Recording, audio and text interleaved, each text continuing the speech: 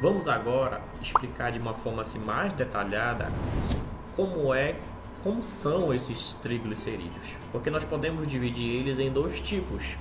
Nós podemos dividir eles nos triglicerídeos sólidos e nos líquidos.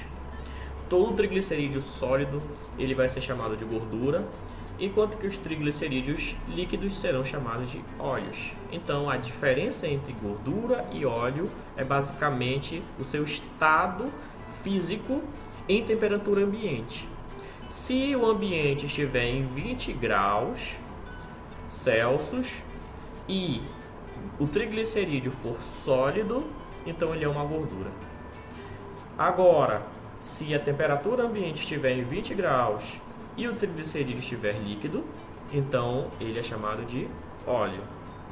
Quando um óleo se transforma em uma gordura, nós dizemos que esse óleo é um óleo hidrogenado. Este óleo recebeu hidrogênios na sua estrutura química para que ele mudasse o seu estado físico, de líquido para sólido. E isso é extremamente importante para a nossa dieta, porque todo óleo hidrogenado ele é extremamente nocivo para a nossa saúde. Vamos ver agora uma coisa bem interessante, que é justamente o volume que um triglicerídeo ocupa em relação às proteínas. Olha só a diferença, 1 kg de gordura e o tamanho de 1 kg de proteína. Então percebam que 1 kg de gordura ele é praticamente 3 vezes maior do que o volume do músculo. Então, se a gente armazenar muita energia, a tendência é a gente perceber no nosso corpo um ganho de volume corporal muito maior do que se a gente fosse ganhar a mesma quantidade em músculos. Então, isso é muito importante em saber. Bom, toda vez que o lipídio for gordura, ou seja, ele for sólido, ele é chamado de lipídio saturado. Agora, quando o lipídio ele é líquido, ele é lipídio insaturado. O que torna ele sólido ou líquido é justamente a saturação, ou seja, o excesso de hidrogênio nas ligações químicas desse ácido graxo. Vamos observar a imagem.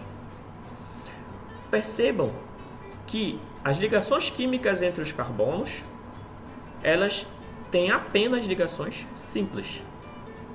Pelo fato de ter apenas ligações simples, para ocupar os 4 espaços das ligações entre carbonos, é necessário colocar hidrogênio. Por quê? Nós precisamos de 4 ligações químicas para poder equilibrar esse carbono. Então, a ligação química com esse carbono aconteceu aqui, então sobrou 3 ligações livres. Essas ligações livres são ocupadas por hidrogênios. Agora, quando ele é insaturado, é quando acontece pelo menos uma ligação dupla.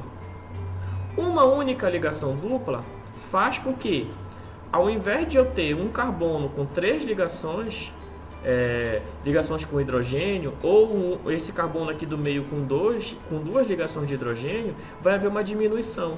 Então, olha, aconteceu uma dupla ligação aqui, agora esse carbono só tem uma ligação com hidrogênio, e esse outro apenas uma ligação, então, ou seja, diminuiu a saturação de hidrogênio. Então, esse composto tem mais hidrogênios do que o composto insaturado. E a ligação dupla, ela provoca uma inclinação do ácido graxo, certo? Esta inclinação do ácido graxo torna ele mais maleável.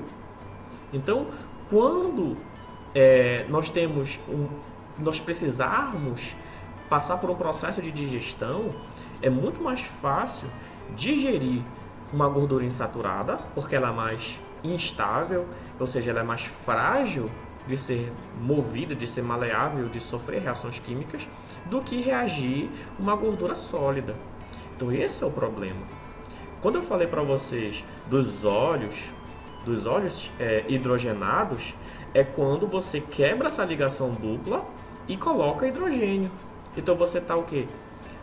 Transformando um óleo mais maleável num óleo menos maleável de ser digerido, de ser utilizado no seu metabolismo. Então, a gordura saturada, ela só tem ligações simples.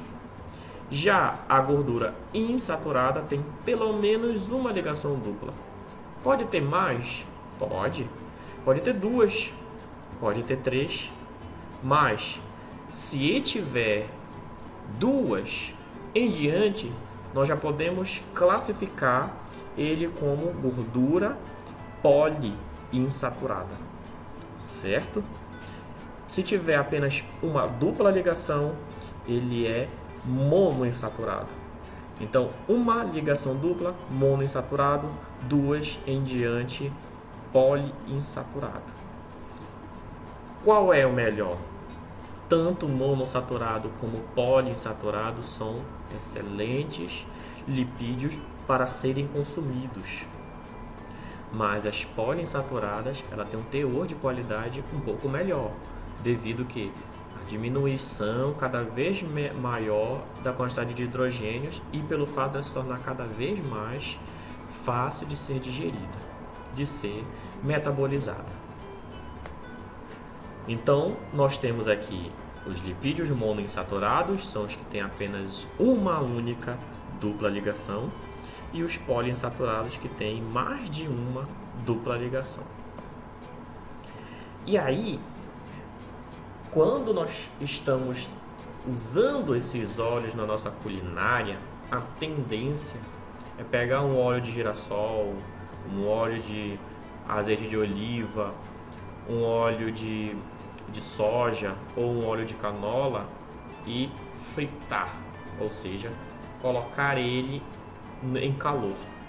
A partir do momento em que nós fritamos o alimento com estes óleos, nós estamos ou transformando esse óleo num óleo hidrogenado, que é um óleo de menor qualidade, é um óleo que deve ser evitado de ser consumido, ou nós estamos transformando as ligações químicas de cis, que é uma ligação química natural do composto químico, e invertendo a posição de um dos seus constituintes.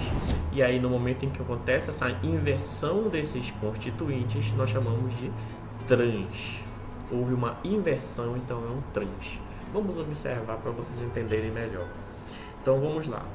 A gordura insaturada é justamente esse composto aqui. Observe que eu tenho este carbono e para cima eu tenho o hidrogênio.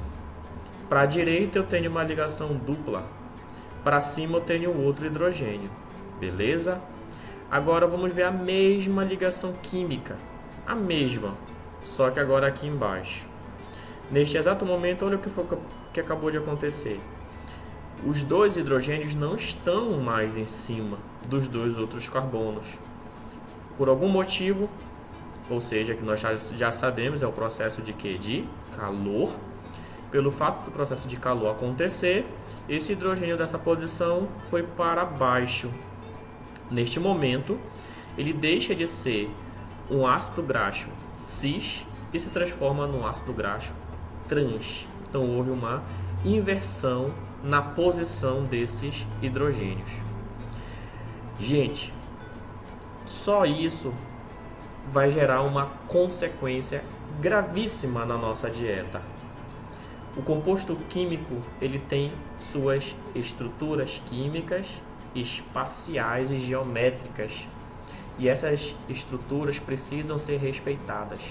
Não podemos jamais mudar essa estrutura química, porque no momento que nós mudamos, a função desse constituinte muda também.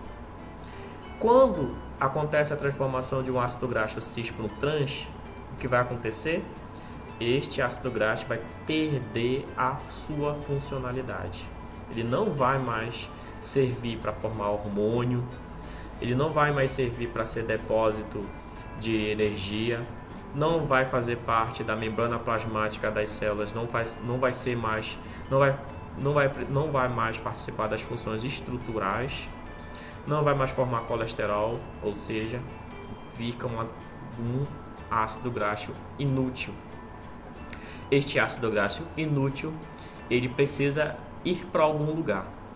E aí, o lugar importante para ele ser digerido seria o fígado. O fígado pode transformar esse ácido graxo trans num ácido graxo digerível, mas o fígado não consegue fazer isso na sua totalidade. A maior parte desse ácido graxo trans acaba então sendo transportado para o nosso tecido gorduroso do abdômen. Lá no abdômen, esta gordura vai ficar muito e muito tempo e vai ser complicadíssimo de ser eliminada. Então, consumir gordura trans é o maior vilão desse assunto que nós chamamos de lipídios, porque uma gordura que não tem funcionalidade só serve para aumentar a nossa barriga, só serve para fazer a gente engordar. Então devemos evitar esses tipos de esses tipos de gordura trans. Aqui é um outro exemplo para ver se vocês entendem melhor como é que se organiza a estrutura cis e uma estrutura trans. Observa aqui em cima que eu tenho dois H's e embaixo 2 R's. No processo de calor, no processo de fritura, o que houve? De repente, um R subiu e um H desceu. Nesse processo de inversão, agora eu não consigo, ele perde essa estrutura, esse isômero trans, ele perde a sua função. E aí, precisaríamos de muito trabalho físico ou cirurgia para poder eliminar esta gordura maléfica para a nossa saúde. Aqui nós temos vários exemplos de alimentos que são ricos em gordura trans. Biscoito recheado, chocolate doce, salgadinho, chips, batata frita, sorvete, creme crack, waffle, até feijão com arroz tem gordura trans. Sem contar, né, com a yakisoba, com certas margarinas e etc. Para a gente entender, mas como é que eu vou identificar a gordura trans agora? Vamos entender algumas situações. A gordura trans, ela é uma gordura industrializada. Ela foi justamente feita para ser colocada nesses alimentos que foram citados para vocês, para que eles tenham uma textura ou crocante, ou frita, ou cremosa. Então, nós gostamos da cremosidade do sorvete porque ele tem gordura trans. Nós gostamos da dureza, da crocância da batata frita e dos biscoitos porque tem gordura trans. E aí, o objetivo de tornar as coisas cremosas ou crocantes é que se tornou assim uma febre colocar gordura trans nesses alimentos. Embora você veja um biscoito que esteja dizendo que está zero gordura trans, não se engane, todos esses tipos de alimentos possuem um teor de gordura trans, porque a Associação de Saúde, ela permite que até um certo nível de gordura trans, vamos imaginar aí até 2 gramas de gordura trans, os fabricantes possam colocar que não tem gordura trans, mas tem, tá? Embora uma pequena quantidade, mas tem gordura trans. Todos esses tipos, bolo, tudo isso tem gordura trans. Nós temos então que evitar o máximo possível esse tipo de alimento. Então, nossos vilões aqui da história são os biscoitos, as batatas fritas e os sorvetes. Todos os alimentos que tiverem a característica desses 3 alimentos, ou seja, ele é frito, se é frito, tem gordura trans. Você fritou o seu bife, saiba que nesse bife tem gordura trans. Você fritou um frango, tem gordura trans. Ele é cremoso, ou seja, é um sorvete, é um iogurte, seja lá o que for, um creme, tem gordura trans. Para ser cremoso, tem que ter gordura trans. Ou ele é crocante? Se é crocante, também tem gordura trans.